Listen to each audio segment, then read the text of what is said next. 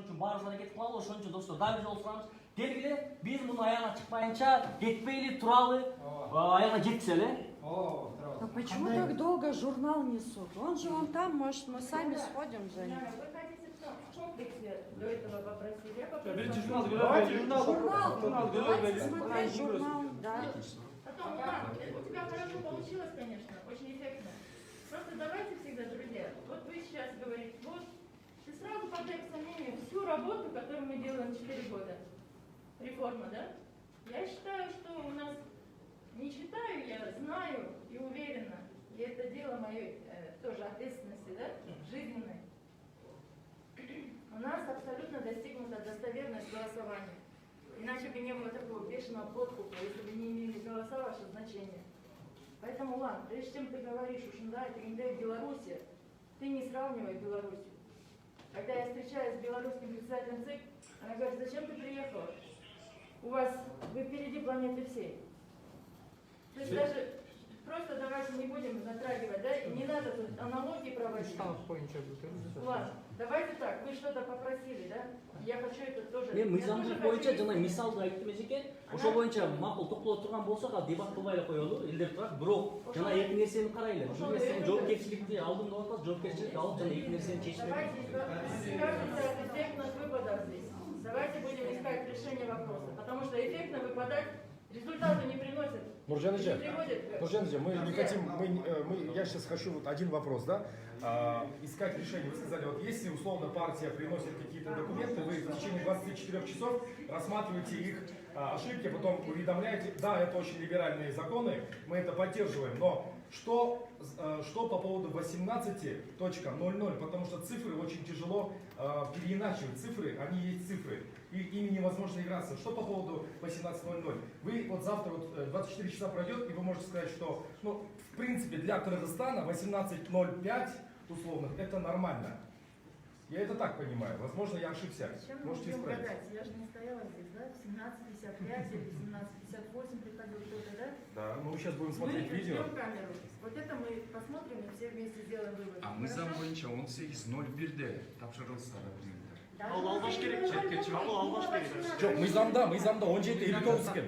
Мыйзамда 18'ден жөнүндө сурап атам да 18.01'де алып келдисе, 18.00'де алып келсе, бул партия каттап алыш керек, туурабы? Сиз Эгер аны каттап алган болсо, насиптар первичный документтер, эгерде келбесе, Еще раз почитаем с вами. Давайте почитаем, да? Потому что как-то ваш улан аябай жакшы сөздөрдү. Баштартуунун өздөрүнүн негиздери бар. Мыйзамда көрсөтүлгөн. Ал жерде жазылган жок, 18.00 чейин алып келбесе деген. Ал жерде башка бир нече басымдуу, негиздүү бир негиздер бар да. Анда 18.00'ден кийин алып келерсе болобу? Эмнеге андай нормаларды нуктабай толтурчу атабыз дейм да, эгер каршылаш эмес Так жооп берип койсоң. 18.00'ден кийин алып келсе болобу? мыйзам тагаптарыбыз бул жерде Для регистрации списка кандидатов представители, уполномоченные представители политпартии не позднее, чем за 40 календарных дней до дня выборов, до 18 часов местного времени составляют следующий документ. Да, следующий. Хорошо. Теперь в чем вопрос? Мы ждем, да, камеру, чтобы посмотреть, было ли это до 18.00 или нет. Нет, Озмонов сказал 2 часа тому назад. Регистрация была в 18.00. Мы когда здесь стояли, он нам так и сказал. Мы сказали, что это неправильно. Прекрасно, он член рабочей группы. Он, наверное, отвечает за свои слова. Да, хорошо, он сказал, но он наши документы же нам не вынес. Мы же его попросили, вынесите. Его даже здесь не было, он сказал в интервью. Азырынча бул эгерде азыр бүгүн эми бул документтер азыр берилбесе кийин вообще эле бул жалпы шайлоонун легитимдүүлүгү аябай чоң суроого жаралат да. Анткени эгерде баштан баштап эле ушундай чоң бир бузуулар болсо, кийин биз бул шайлоого ишенбейбиз. Бүт мына жактагы партиялар ал ишенбейт да. Жок, бул жакта мындай талап турат да. 18.00 чейин кабыл алыш керек деген. Мен атым Нурсултан Бирболов саясий партиясынын кандидаты болуп. 18.00 чейин кабыл алыш керек деп атат. Ошо 18.00 чейин эгерде кабыл алса бүт баары мыйзам бүт баарына бирдей болуш керек деп атат. Анда эмне үчүн андай талаптарды кое атабыз деген рабочий выполнен, азыр бул жакта топ айтып атат. Мыйзам баарына биз ошого талап кылабыз. Мисалы үчүн 18:00-дон кийин эгерде кабыл алганга силер жол берсеңер дагы, анда мен билбейм анда. Ну что там, Азер, он начал делать вот это с материалом. Я предлагаю просто тогда набраться терпения и ждать Кыргызстан саясий партиясынын мүчөлөрү да келдиби? Политсоветтин мүчөлөрү. А зачем вам? Пусть. Жок, эмне журнал Бир менен өкүлү. проблема болот. Бир өкүлү. 5 минуттар алып келесиз жүргүзүп. Сейчас 5 минут. Давайте соблюдать порядок, да? Не, порядок хорошо. Вы высший государственный Нет, гость. а Давайте в чем сохранять проблема? В чем самообладание. Нет, а в чем Нет, проблема? 5 минут уже мы полчаса ждем. Можно вам Нет, тоже? журнал, зачем айтишник? Сразу, чтобы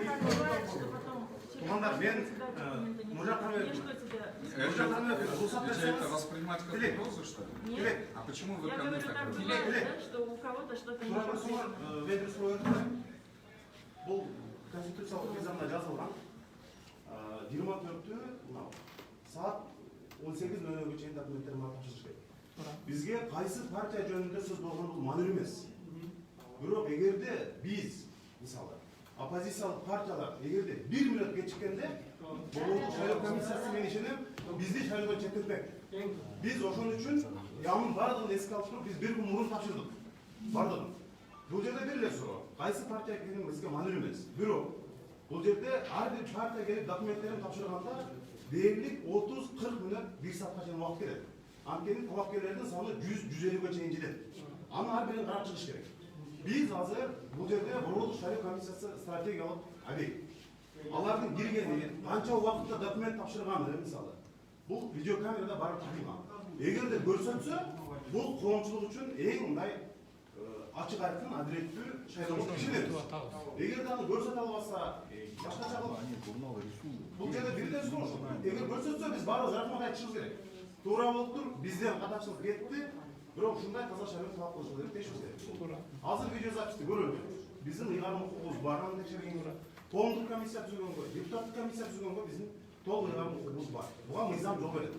Эгер ошондой болсо, биз ишенети дагы барлык тарап. Как журнал? Эгер аны Журнал көрсөтсө, писать бумаги, что там стоят. Уже жарым сааттан ашык биз бияка журнал беребиз атасы. Мы сейчас собираемся смотреть видео, а можно узнать, кто конкретно от партии Кыргызстан сдавал документы и кто конкретно принимал эти документы? Например, сейчас мы посмотрим это все.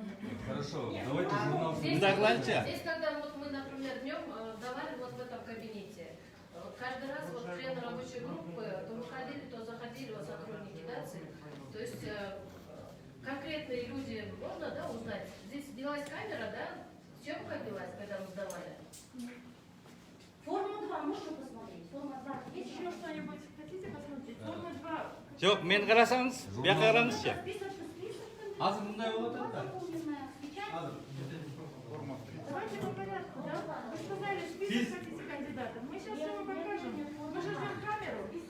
Жоқ, біз бір ғана камерамен емес, біз журналды жарым сааттан бері бере албай жатырсыз. Сиз жана 5 минут дедиңиз уже. Қоя турбайсыңар. Жоқ, действующий депутатқа сөз береличи. Баарыбыз киргенге уруксат болбосо биз как депутат, бул жерде депутаттар келди, бизге көрсөтүңүздөр журналды.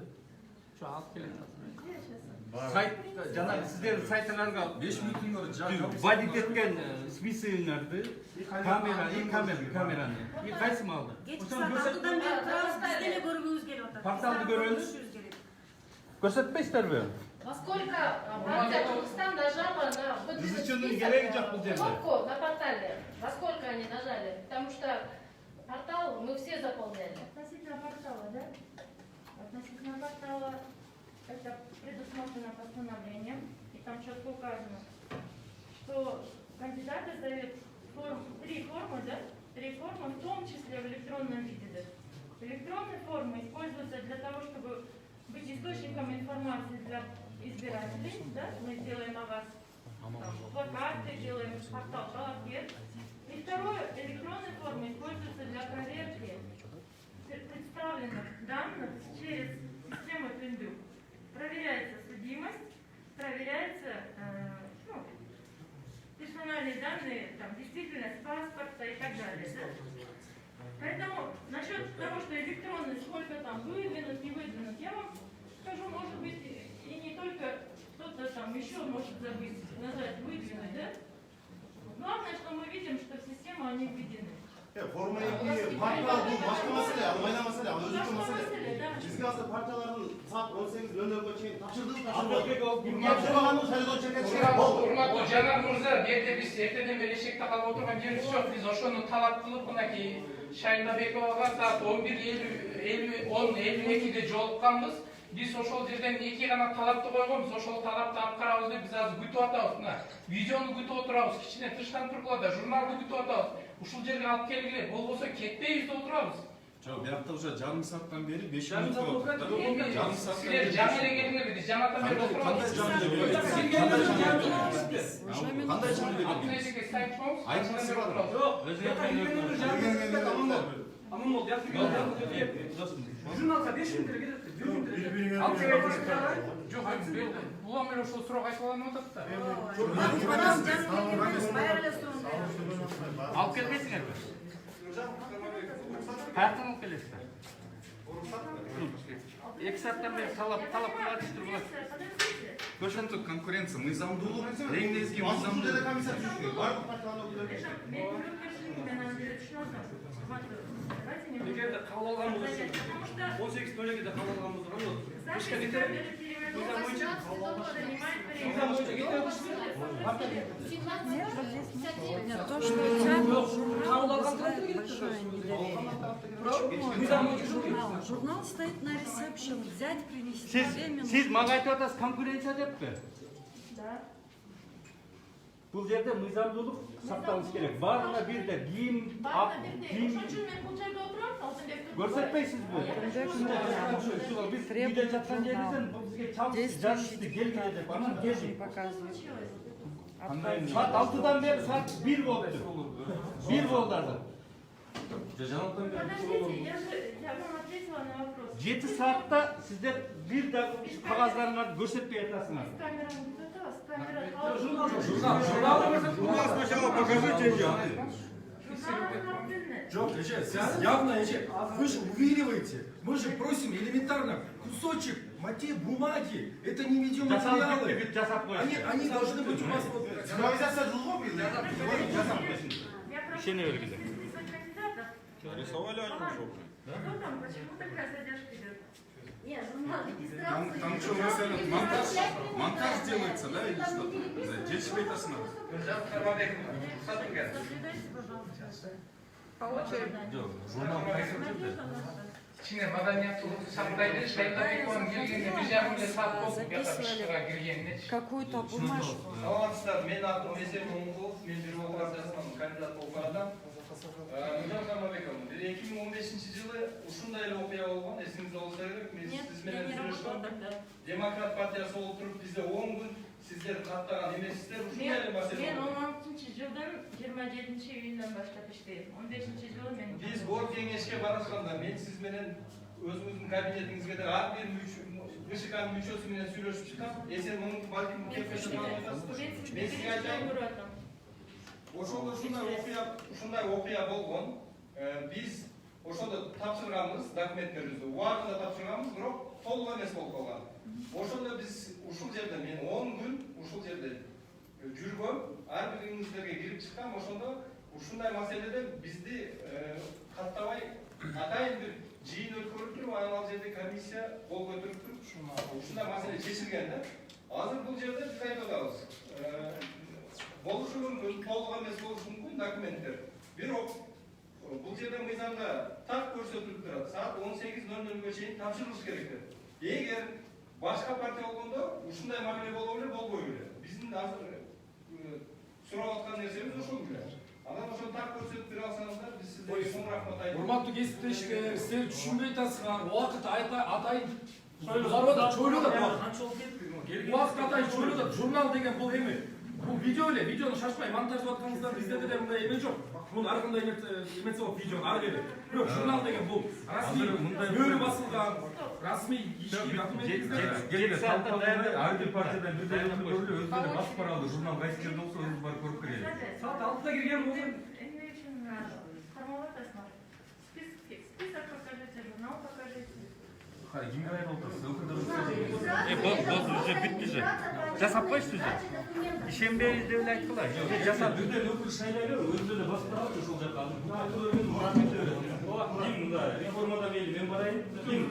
Жок, эме, андай эле кылбайлы. Эки депутатыбыз бар экен. Азырбай өзүнүн ошол баштаптары бар. ар бир өкүл болсун, ар бир өкүл барсын.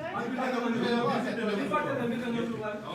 Бир партиядан бир өкүл. Калгандар отургула. Бир партиядан бир өкүл. Чыкадан сизби?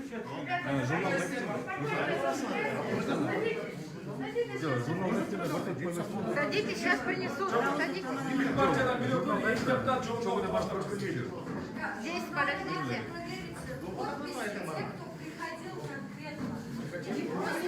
Коллеги, минуточку, там они просто форматируют, чтобы на большой экран вывести. Видеода не пресс, журнал срубился. Сразу все принесут, чтобы... Нет, не надо, журнал это элементарно. Журнал это элементарно. Нам рабочая комиссия.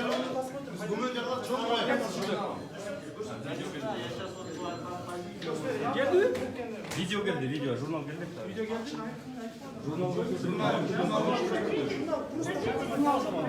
Сейчас чуть-чуть... Урматтуу достор, келген видео келди. Видеону көрөлү.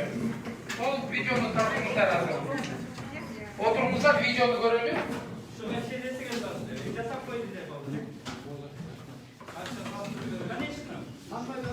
Алтынбек мырза, мындай кылалы, уксага бир мүнөт достор. Мындай кылалы, видеону көрүп көрөлү. Эгер ишенбөөсүз пайда болсо, Жанар мырза айткандай, биз комиссия бул жерден жарандык коомдон, ар кайсы партиядан түзөлүп, андан кийин биз болсо ишенбөөчүлүктү көрсөтүп, биз сөзүн ушул аягына чыгалы. Ошол үчүн. Ладно, давайте посмотрим, потом решим. Жок, пусть объяснят какой-то отрывок, что мы сейчас будем смотреть, кто будет говорить. Муну ким комментарий ким берет могу видеого? Время сыгырсыз Даталар турап экен, карап койгочу. 24.08.20. Если есть IT-специалисты, Не, а как тут понять, кто представитель партии Кыргызстан? Нам надо 18. Кто приносил и подписывал? Нам нужно 17:50. 17:50, да? 17:50 и дальше. А почему вот зеленым цветом? Только доступно. Вот где-то 17:00 я должен подойти. Сколько? Я вот 17:48 подавал документы реформы. Да. Вы стоите, да, там? Да, вон. О, сумка полна. Вашингтон чуть плохо. Не, член, По перемотать. журналу хорошо было бы узнать, это кто зашел. Вон этот, ордо жүрөт. Это прокомментируй, вы все заходил. Прокомментируйте. Махаббат, давай, пройди. Микрофон берип койчу, деги. Вот. Ачыгайтыңыз. Тихо. Нет, дальше надо чуть-чуть. Куда дальше? Мы же вперед идем. Нет, вперед надо. Не, быстрый. Сделай. Не впереди как. Кайрат Осмоновдун айтымында 18:00 жүрүп келишкен. Ошол Осмонали. Ошол убакыт эле коюп бергилечи. Дорогие мои 17:55. Журналды да алып келе берсеңиздер. Сураныч.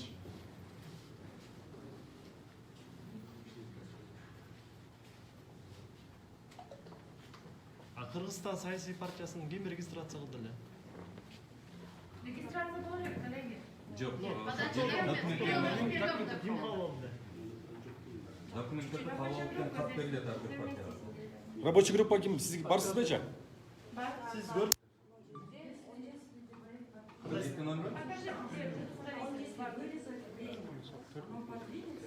Журналда убакытты карап, биякта видеодо убакытка окуп болот да, и все. 50-ни көрбөдүк. 50, 17. Так, теперь я даю посмотреть полностью, запись, чтобы Махабат прокомментировал, пожалуйста. Вот они подходили. Нет, просто говори, например, это представитель такой-то партии. Ол это мен такой-то. көрсөтөлү коебуз. Алдағы футболка ким? Ну, без бедмен, прием кылат. Вот bütün Айтишники говорят, обратить внимание, Да, мы скачали в кадре Станова. по времени. Разделенное видео тоже вызывает сомнения. Если потерпите, мы с 17:50 до 18 часов покажем. Давайте, давайте. Просто сидите тогда 10 Давайте минут. ждем. 10 минут полностью покажите. Да, давайте. Давайте. И просим журнал. Шоңойлуп коебузчу, экранга чоңойлуп коюп коебузчу, пожалуйста. На весь экран. Вот, время сами смотрите. Эң жакшы. Мы ничего не делаем. Вот сама снимает. По секунде. Я уже внутри. Через 7 часов не показывали. А зачем здесь требовали? Не, сейчас пройдем. Да, ал жака жерде азыр мону көрүп алабы? Канчада кирди эле, ошону айта аласызбы сиз? Ну сейчас, коллеги, смотрите уже запись, что вы, и комментарии надо давать. Республика давали тапшырали.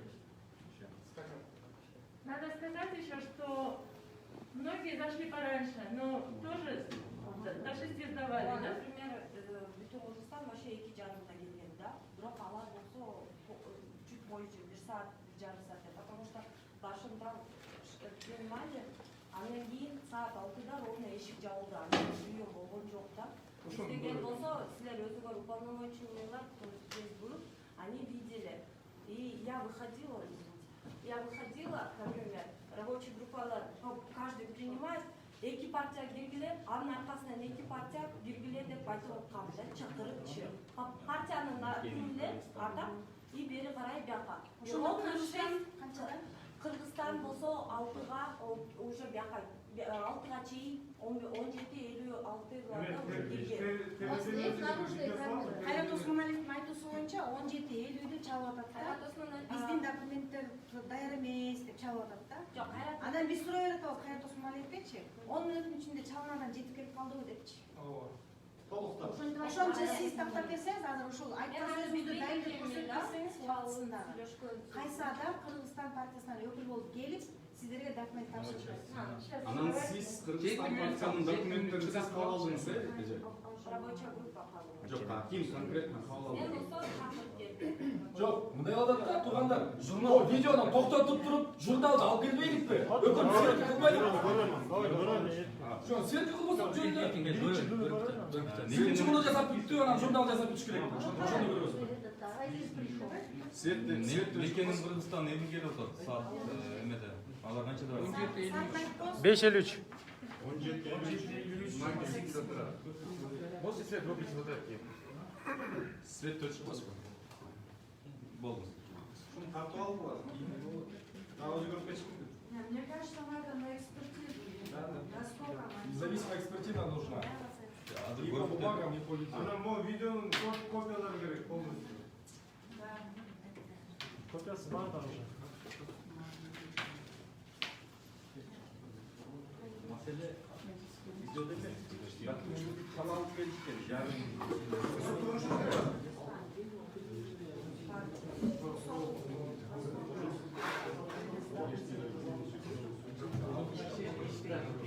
Ушул видеону көрүп бүткөнчө бирөө журналды алып берсе болбойбу, э? Болот да.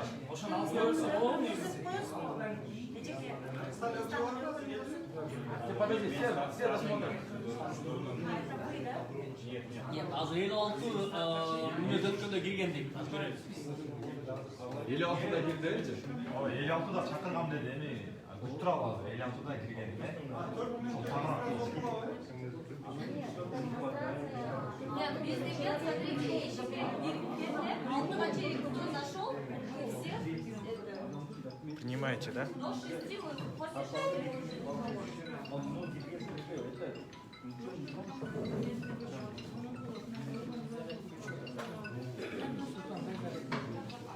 Чоңда жашкайын турат.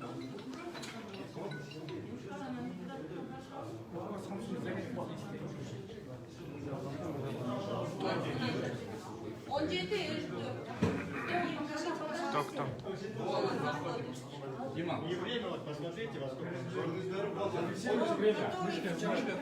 Покажите, да? Вот они, можете показать? Вот он зашел, вот этот человек зашел. Как зовут его?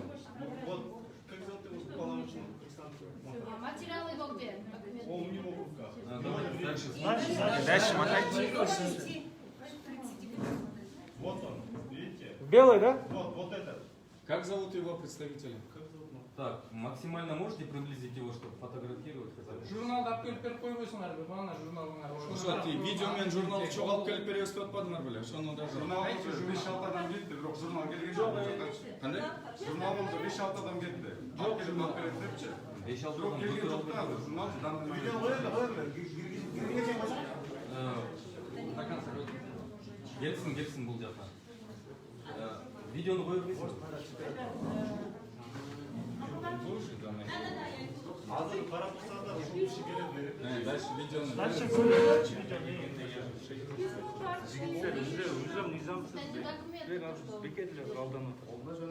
Это не документ. Чип кетпеди эшке.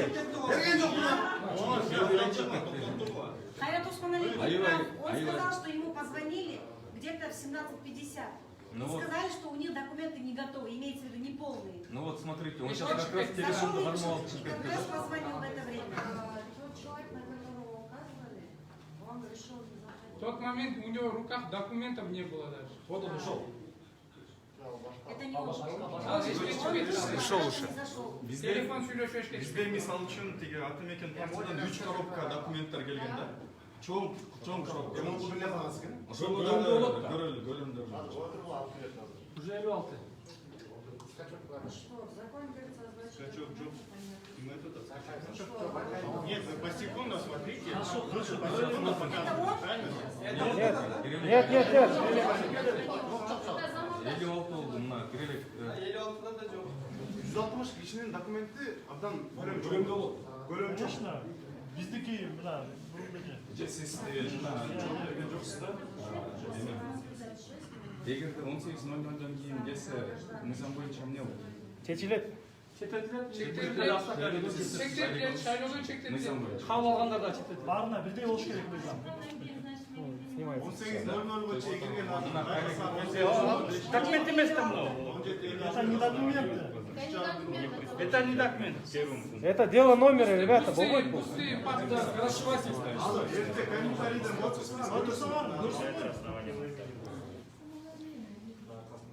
Телефон çaldı. Вон, демократы пришли. Вот, демократы, да? Демократ не участвует? Ну, да, Гильбет, Артур Гильбет, социал-демократ. А, СДВ? Да, СД. Опять стоим, ничего не делаем. Захода еще надо. 3 минуты осталось. Здесь у меня очень много оказывается. Он выходит. Обратно. Говорят, что Алтыға чейин документти тапшыра турган адам ушинтип очередке келгенде кирип кайра чыгып кетмек беле. Өзүңөр деле ойлойсуңар? Мейли азыр аяшына чейин көрөлү. Коллегалар 2,5 мүнөт эле калды. Чыдап көрүп коелу анан чечип Секунданы жакшылап карап тургула жалпы ситуацияны карайлы. Мына эми азыркы карай турган немелер бар мына. Минуталарын карагыла. Секундасын карасаңыздар. Секундасын Журналға караңыздар. регистрация болу керек, да? Журнал болбек. Жок, журналга кирилеге. Он даже не подошел. А кто вот здесь Махабад, да, была? Кто принимал? Это уполномоченный был, да? Фамилия можно? Давайте досмотрим видео, потом все вопросы. Одно дело, подать документы должен. Нет, самое 2 минуты. Время прохода Силердагы туура түшүнгүлө, булар мөңгүлөрдү талкуулоого каршы чыгып, сөз эркиндигин коргоп, эме туткан партиядан жоготуп атабыз, биз дагы түшүнүп атабыз аны барчы. Ушундай чоң элдин таламын талашкан партиялар тапшырып алган деп атабыз. Жалко бирок. Мыйзам деген мыйзам. Дайыма элдер күйүп чыркап туруш керек. 17:58 человек. 56 тапшырып деп айтып бересиң, 1 минут 30 секундта калды. Чыккан бойдон жок. Эшке чыккан бойдон жок, э? Баары көп калды. Азыр убакыт калды. 18:00, вот это закон, это 61 статья Конституции. Минутадан Регистрация. Ожидание, как запуск. 1 минут kaldı. Daha da derece. Final Liga Çempiyonları.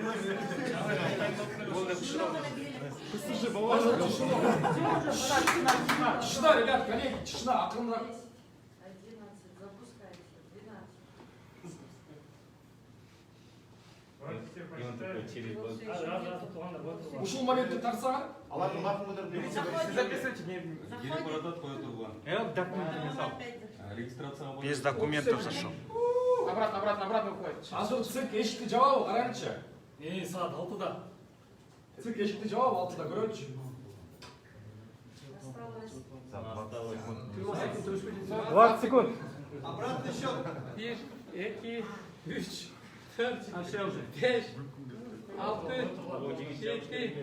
7, 8. Обратно. 10, 9, 8, 7, 6, 5, 4, 3, 2, 1.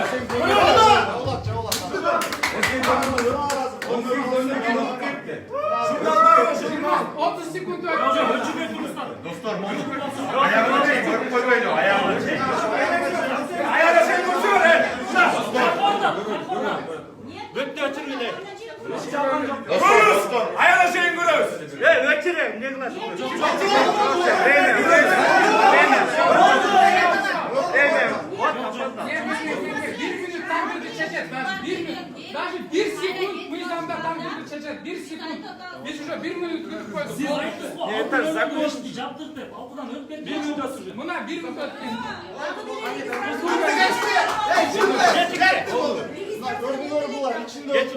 Документ өтіп отыр. Регистрацияда ешкім өткен жоқ. Нет, если вы сейчас зарегистрируете, то Регистрацияда болгон жок ал.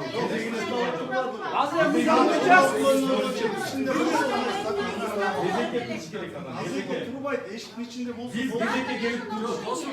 Al kayra çıkıp gitti. Al kayra çıkıp gitti eşke. İbo'cum araç. Olsun çıkıp gitti. Eşke Kollegalar dıştan kurmaç. Kollegalar dıştan kurmaç. Правильно söz. Hazır mı? Özünüz bu oldunuz. Gördünüz mü?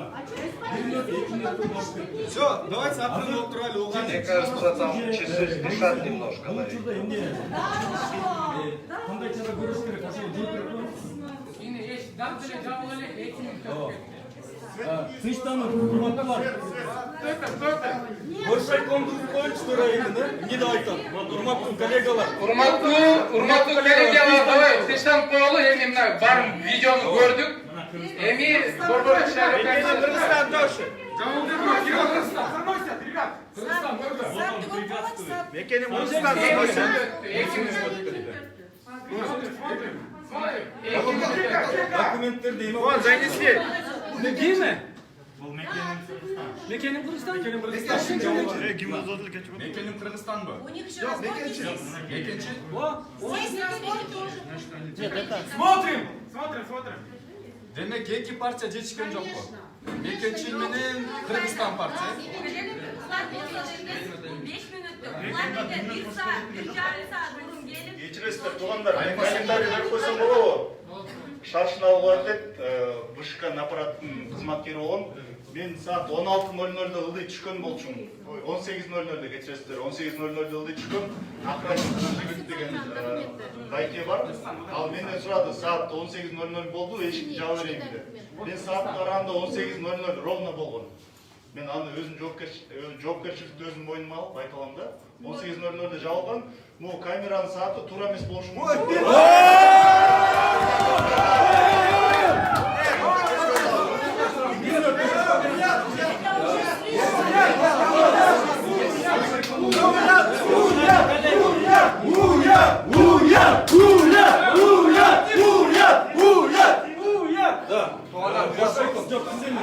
какие часы ты смотрел? Микрофон включите, микрофон включите. Вот документтерин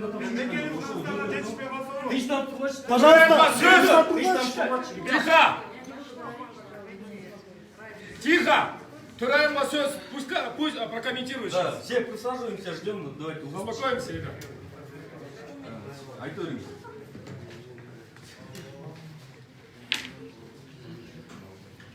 Ну, я скажу вам то же самое.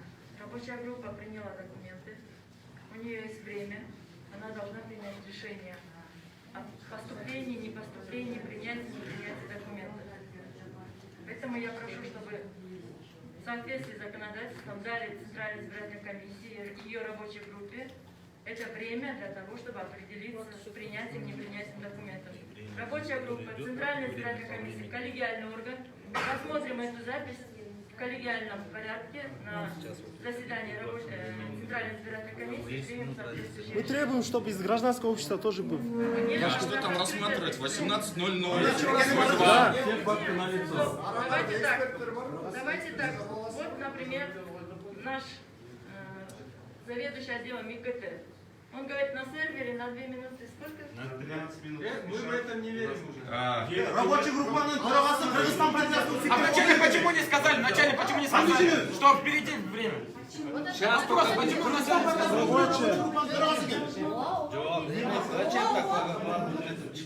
Просто так тоже не Emniyge hazır videonu alıp geldiğinde biz ayıptan yoksullar bu onun için videonu görüp algoritma bile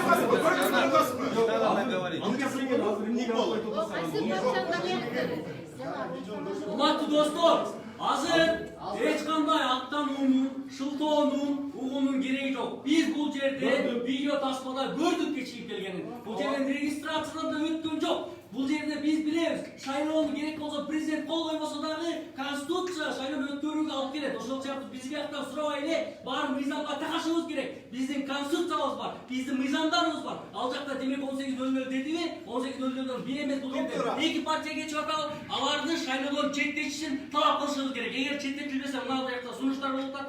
Биз комиссия түзүп барлық депутаттардан, ошол эле партиялардан, ошол эле жарандык коомдон биз көзөмөлгө алып талап коюшубуз керек. Анткени алар чектетилиш керек. Кайсы партия айырмасы жок, Кыргызстанбы, башка айырмасы жок, булар чектетилиш керек. Себеп кечиктиби?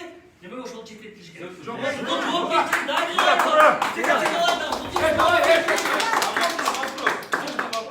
Нет, работников, сотрудников, можно ли целую партию убирать из списка? Это не ошибка партии, как я считаю. Надо нейтрально это смотреть. Завтра это тебя коснется. Надо на законном уровне. На законном уровне.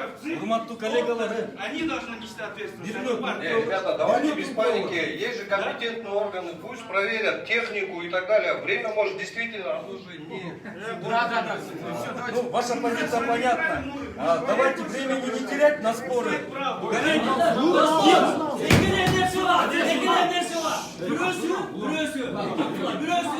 Бул шайлоолор жана кечиккен партиялар четтетилиш керек, бул мыйзам чегинде. Экинчиси, БШКнын бардык кызматкерлери ким ката келтирсе, керек болсо жетекчиси баш болуп, жазасын алыш керек. Журнал!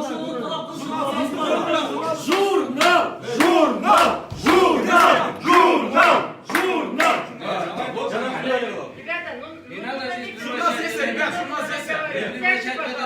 Сіз кимсіз? Я руководитель аппарата ЦИК, он управляет регламент. Я вам официально заявляю, что время, вот можно сейчас просто пройти, сверить то, что время, то, что сейчас он на выходе. Да вы поменяйте, сейчас можно поменять, ребята. Ну это кому надо? Сейчас просто вы можете проверить. Нет. Просто пройти, какое время снимается. Нет, а почему вы даже Тихо. Ребята, давайте журнал сравним. Вы целая Центральная избирательная комиссия. Как вы в такой ответственный день можете не проверить элементарную технику сидения по времени? Ребята, в Конституции написано. Нет, это ненормально. Ребята, это Конституция. Уақыт 18:00 деп тұрады. Байкесі, сіздер Қырғызстанның тағдыры шешіп üstüne kandırma. Onun üstüne kandırma olmaz. Такого решения, почему вы считаете, что партия уже пошла? Давай, успокоимся. Сейчас они официально. Журнал ежеге берсин. Журнал здесь, ребят, давайте сравним время. Где за журнал? Это устор. Уйдешь, красный журнал, красный журнал. Bir video kameramını kamera girince video çıkarganlar çok. Bışık'ın төрағасы ертең бұлар шешім шығарғандан кейін ошол шешімді ғана сіздер ақпарат етесіздер. Бізге Birinci Siloatlı adam Mirlan Mırza Ulujurt Partiyası менен Kırgızстан'a koşulgan partiyanın öbürü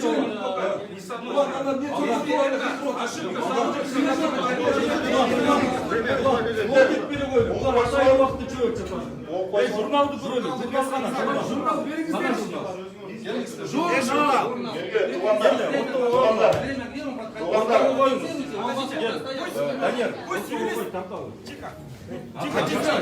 Подождите, дай-ка, пусть он там посмотрит, покажет. Мы сами посмотрим, не надо, мы сами посмотрим. Говорят, не там.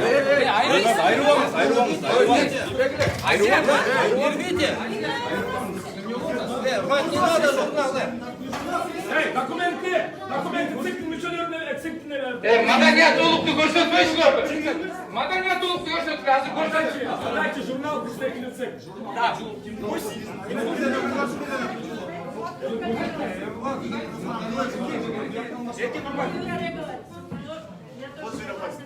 Давайте немножко взаимоуважение. Я лично из уважения к вам приехала и сказала, дайте запись, пусть все посмотрят. Мы благодарны за это. Давайте сейчас посмотрим. Да, давайте посмотрим. С вашей просьбой. Записывайте, пожалуйста, записывайте, проходите. У кого есть камера, записывайте максимально. Так, Гурлаже.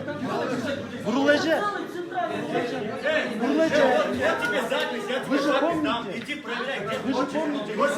Время какое? Сколько не видно?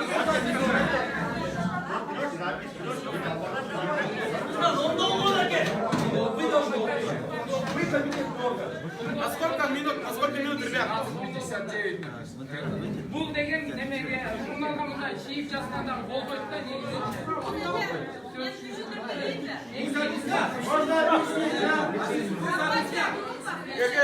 Урматтуу достор, мына бизден эки талап тең аткарылды десек болот. Мына видеону да көрдүк, журналды да көрдүк.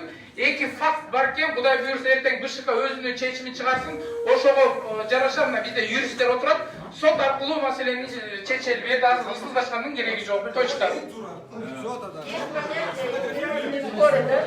Избирательные споры есть? Есть Центральная избирательная комиссия как коллегиальный орган. Рабочая группа вынесет свое решение, внесет на заседание Центральная избирательная комиссия. Центральная избирательная комиссия вынесет свое решение. И все, кто не согласен, могут его оспорить в судебном порядке. Это порядок решения любых избирательных споров. По какому-либо, по любому вопросу. Давайте мы вот по этому пути будем двигаться. Еще же не принято, что Да. Все заседания открытые. Будем Можно вместе. вашу позицию? То, что вы увидели видео и журнал, вы стоит сказать, в принципе. Дело в том, что все-таки Центральная избирательная комиссия коллегиальная. Я очень уважаю коллег, и я думаю, мы примем совместное решение. Нет, окончательное решение принимает Центральная избирательная комиссия. В случае, если вы не согласны, то вы оспариваете в суде, Нет, соответственно. смотрите, давайте мы сейчас договоримся создать общую рабочую группу, куда будут входить вот гражданские активисты, кандидаты в депутаты, представители, вот, кто здесь присутствует, да, представители СМИ тоже обязательно. И сейчас вот завтра, Давайте, да, завтра уже Помимо создадим. этого, Завтра уже я создадим. не возражаю, коллеги, давайте создадим рабочую Давайте, группу. завтра во сколько Только давайте мы вот так, да, у нас все-таки мы в условиях пандемии, да?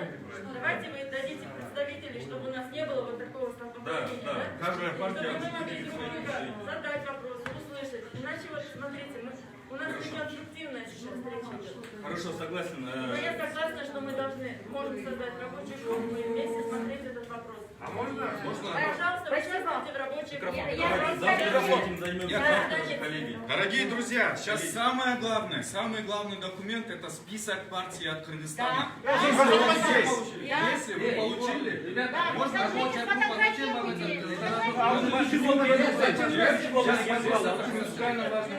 Нет, давайте вы не будете. Самый главный уважаемые участники встречи, вы просили еще и список, да? Тот список он есть, но он содержит персональные данные, да? Пожалуйста, посмотрите.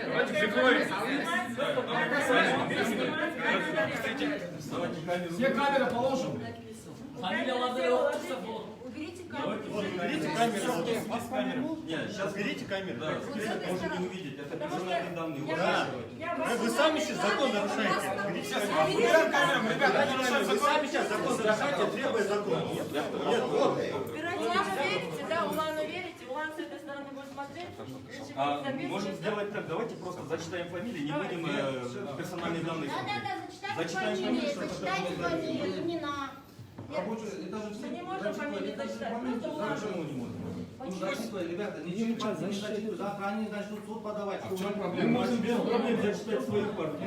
Мы персональные данные не берем. Это просто фамилия имена.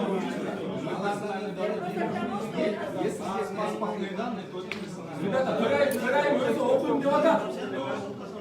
Выбираем это окунь вода. Дадим слово, ребята.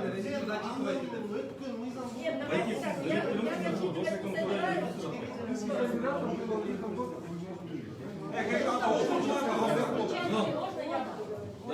Улан Улан жөнүндө караптырсын тууралуу катабы жокпу болду. Бизге башка дандайдын кереги жок. Бизге ошол керек болду. Страница 7. Видишь, да? 7-й Жумабек. Вторая страница 16. Белогалиева. Третья. Камеру убираем, камеру, пожалуйста. Не, мы там не обрываем сюжет. Üçüncüsü 22. Печати нет, 39. Печать должна 48 Зуметова. Бұл список сатқанына келген. Yok pечать yok. Печать жоқ екен, ребят. Там өтпесін. Сен мақұл өтпесін. Ал сатқаншыда келді. Кеш минут бұрырақ келді. 55 минут. Hazırlığa geldi. Hazır geldi. Hazır geldi de bana. Hazır geldi. Zачем? Hazır geçti. Hazır geldi. Var güve. Vakit çoyuldu. Oldu bitti. Emni ne atамыз? Урматтуу достор, бул жерде печать жок. Бул жерде жанарыңызга айткандай, жана башында айткам, 3-чү жолу кайталап атам. Азыр угуп коюңуз. 3-чү жолу кайталап атам. Достор, бул жерде биз кечикти, кеч келди. Бул нерселерди карашыбыз керек. Азыр биз ар кандай алып келген документтерди кагаздарға көңүл бурбашыбыз керек. Муну жана эле Алпек мырза айткандай, видеону да жазасы болот, баарын жазасы болот. Бирок биз бул жерде баарын көрүп отурабыз, достор. Бул жерде кечикти, демек мыйзам кабыл керек, шайлоодон четтетиш керек. Муштука өзүнүн мыйзамыбыз 18 минутта болса жабалек. Вообще, Улан, очень важно, конечно, но печать есть. 102 киши Печать есть. Улан, Geçi давайте так. Азыр келди да?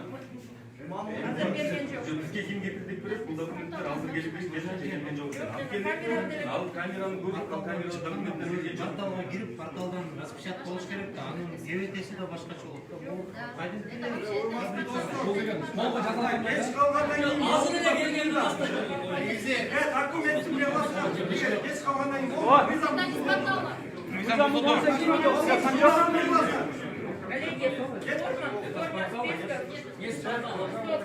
форма списков утверждена, да? Она должна содержать определенные графы, определенные сведения. Все графы здесь соблюдены.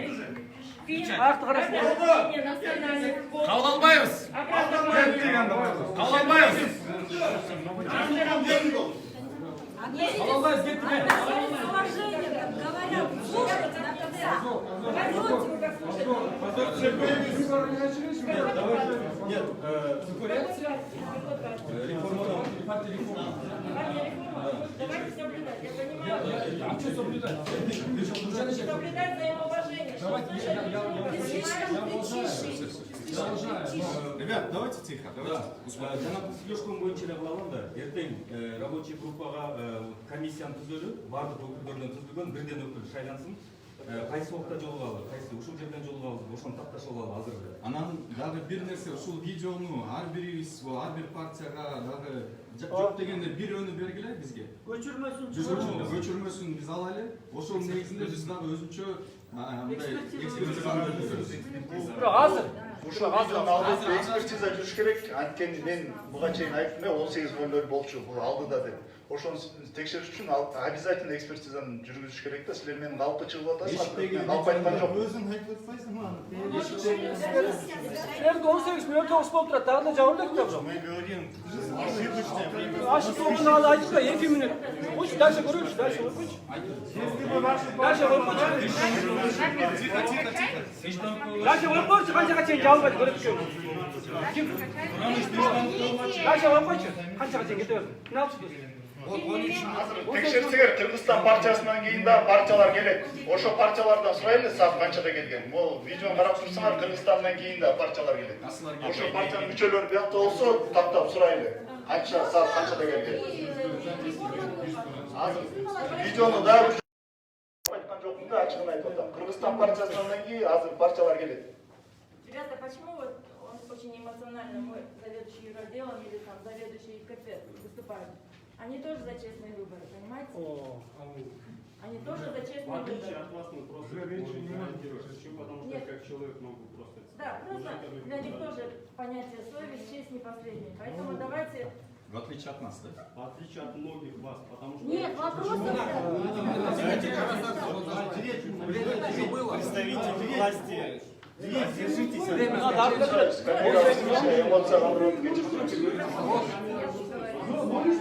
Еще 3 минуты есть. Еще 3 минуты до 6 есть. Потому что 18-13 она получается 6 минут. 13 минут разница. Вот заносит, вот. Демократ, они тоже, это 18-13 должны жить. Это какая партия сейчас, которая заносит?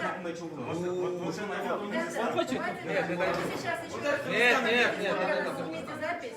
А так я поддерживаю конструктивное предложение, поступившее с партии реформа, да? Я поддерживаю предложение. Завтра мы приглашаем вас на заседание рабочей группы. Завтра мы уже уведомления начнем давать. Некоторым партиям, которые 10 сдали и так далее. Каждый из вас знает, во сколько вы сдали документы. Вот по прошествии 24 часов вы можете получить уведомление. И там тоже будет очень много нестыковок, понимаете? Мы хотим ей разбираться. Можете передать? Я должен, мы хотим разобраться. Я думаю, нам всем надо завершить встречу. Ваши требования мы выполнили. Центральная избирательная комиссия работает открыто. Предлагаю определить представителей от каждого, да, чтобы мы могли за круглым столом собираться и просто разговаривать, а не просто устраивать митинги здесь, внутри ЦИКа. Можете, пожалуйста, прокомментировать исправленные цифры, там где было 18:0 с чем-то? Я могу прокомментировать. Я хочу сказать, что этот журнал, рабочая группа, она делает для себя. На самом деле тоже у нас есть общий отдел тоже, понимаете, который принимает документы официально. И у нас есть журналы, в которых они отметили. Все, что у нас было по регистрации этих документов, мы показали. Камеру, журнал, сам список, хоть и у вас Даже если это внутренний документ, там есть исправление. Это, наоборот, говорит о том, что это правда, да? Уважаемые коллеги, Жалбарах ТВ ровно 18:00, как закрывается дверь, они прям снимали. Специально. Вы можете спросить у Жалбарах ТВ. Вот сейчас тогда на видео посмотрим, во сколько дверь закроется. Если IT-отдел говорит на 13 минут дольше, значит мы сейчас...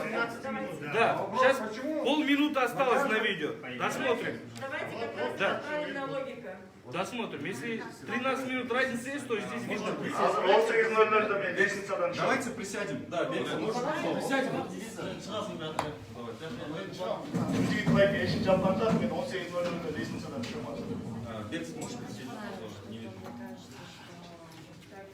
Вот на 13 минут время разница. Правильно? Дверь закрыли. Если Жалбарах ТВ снимал, пусть подтвердит. Просто в этом из-за ошибки сотрудников или кого-либо не должны страдать от этого другие. Мы должны с правильной стороны смотреть, а не просто... пострадает. Все просят просто открытые данные. Вот. Когда эти открытые данные смещаются на 13 минут. Охранниктен саатты сурап, ровно 18:00 болду деп кетип. Нет, у меня вот Билишкелек вы не скрываете, мы скрываем, мы не показываем. Жалбырак ТВ можете не ходить, галерея. Ушундай, ушундай Жоқ, ол камера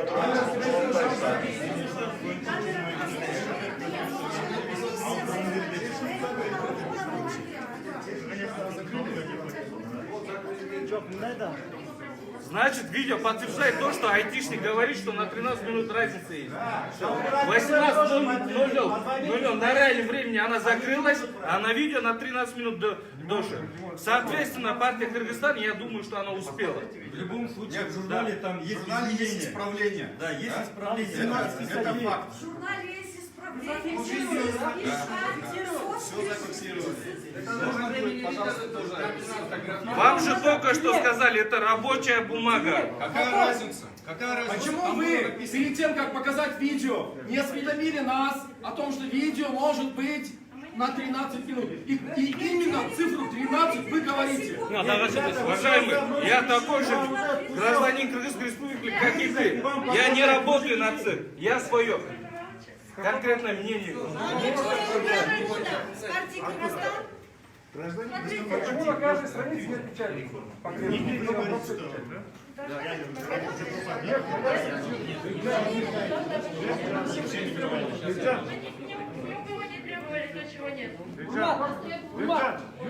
Председатель сказал, что это рабочий журнал. Есть в канцелярии именно официальный журнал, где регистрируется. Это вот, который имеет именно законную силу. Вот по этому журналу надо смотреть. Вы правильно? Вы же так сказали, что это рабочая группа журнал.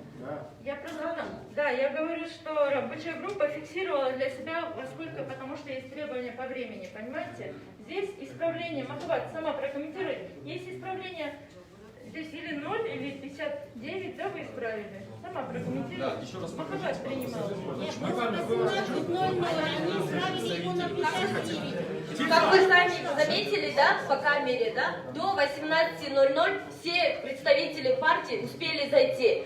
Прием осуществлялся здесь, да, и в каждый раз. И чтоб в спешке был учет, полностью мы уже дверь 18:00 закрыли и больше никого не пускали. Анан кейін болсом по чуть-чуть чакырып туруп муакат рабочий группалар быстренько прием булатка. Здесь журнал, да, без рабочий, чтоб для нас, да, вот, хотя вот в 18:00 биргенде биз болсо чисто мен болсо кирип барып прием кылып аткан рабочий группалар. Я просто каждому подходила, срочно распишитесь, потому что 18:00 18:00 вы должны нам сдать депчи. Ошол себептен болсо, анан бияка болсо 17:59 Арыков Нет, исправление. Кыргызстандын эмеси болсо, буну көрдү 17:59. Потом он начал писать, Я говорю, они же одинаково в один момент писали. Это представитель Кыргызстан партиясы сам исправил, понимаете? Как вы сам исправили? У вас технически... Это ваш рабочий документ. Это рабочий журнал. Он сказал вот так, 18:00. Я говорю, Байке, не так же. У вас время, смотрите, вы же до 18 пришли до СМД. Фамилия Сестрата как-то. Абельдиевану фамилия Сестрат. Уполномоченный партия. Фамилия озвучьте. Заходил другой человек. Я озвучьте фамилию, кто там? Гимна Полтора. Вы сказали женскую Фамилию, фамилию. кто написан даже? Нет, не закрываю. Сфотографируйте, пожалуйста. Подождите, не давите. Подождите. Когда он хотел расписаться, написав ее фамилию, я сказала, извините, вы не она, не расписываетесь, вы просто принесли мне документ, письмону общий отделге берип, мага болсо документтерди алып келип атат. Мен ошол себептен биякты көрдүм дагы, что он пишет ее фамилию. Нет росписи. Да, я сказала ему, что...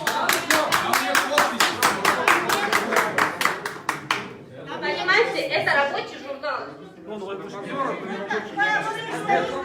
Человек, если он пишет фамилию другую, он не имеет права расписываться за нее. В этом видео нету женщины. От Кыргызстана. Поэтому мужчина не расписался. Смотрите, да, тут даже очень хорошо видно, что почерк даже разный. Фамилию писал. Нет, Светка, там плачешь? Дело в том, что должен...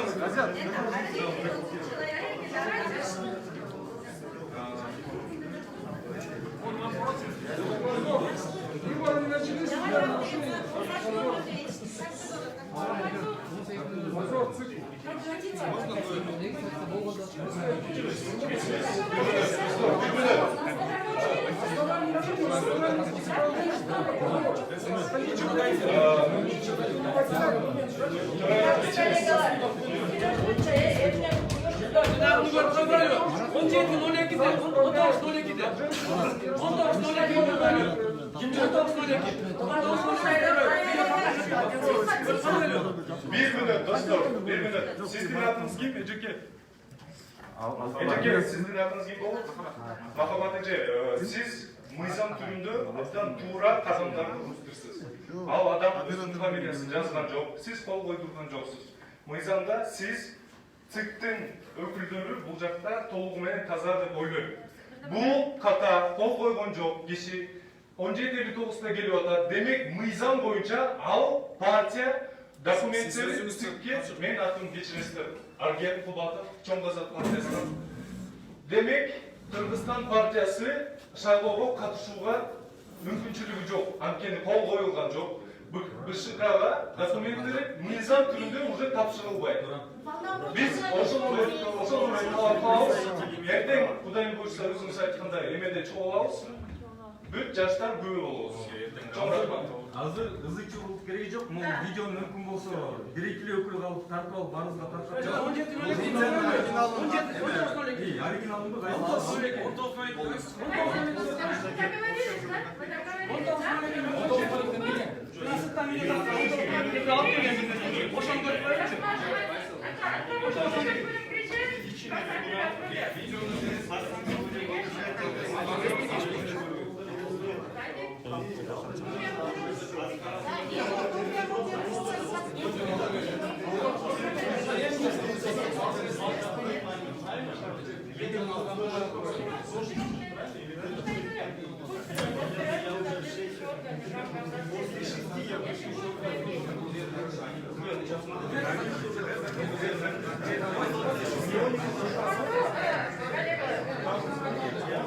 Мыйзам боюнча бул общий отделге түшкөндө бир кагаз берилет экен да. Ошол кагазды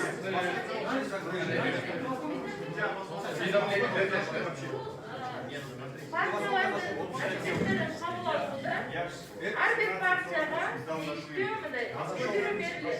Сиздерде документтерди кабыл алуу менен далилдеңиздеп, анан ошол топту мүчөсү кол коюп партияга ошол документти берет. Ошол документти талаштырсак болобу? Ал документ партияда. Ошол партия Кыргызстан жанакы атайын бир кагаз берилет экен, кабыл алынды деген уведомление. Ошону бере аласыздарбы? Партия Кыргызстан. И общий отделда ошол каттагандын мындай. Давай так. Здесь предложили и все согласились, что мы в рабочей группе завтра рассматриваем в нормальном порядке. Потом, вы неопытный участник избирательного процесса, а вот опытный знает, что есть избирательные споры. Для них установим определенный порядок. Ушел Саркисменен барын сарайбыз. Ачип, айтып, барын сарайбыз. Общий отделдеги журналды азыр болобу? Ошол общий отделге киргенде аны регистрация кылат да? Бул деген наверное мындай жалпы эмне жөнүндө журнал? Жок, автобуста эмне болду? Я объявляю заседание, наше собрание закрытым, потому что это будет бесконечно. Давайте завтра разбирать. Все документы, которые имеют значение в государственном Это только партия реформа согласилась на то, чтобы завтра прийти и участвовать в этой рабочей группе. Мы, как партия Автомобиль, я не знаю, кто сейчас еще присоединится, мы требуем, чтобы сейчас нам дали тоже журнал от общего регистратора, который в общем отделе. Этот журнал, я не знаю, как он называется. Это уже бесконечное требование. Я думаю, что... Это наша законная требование.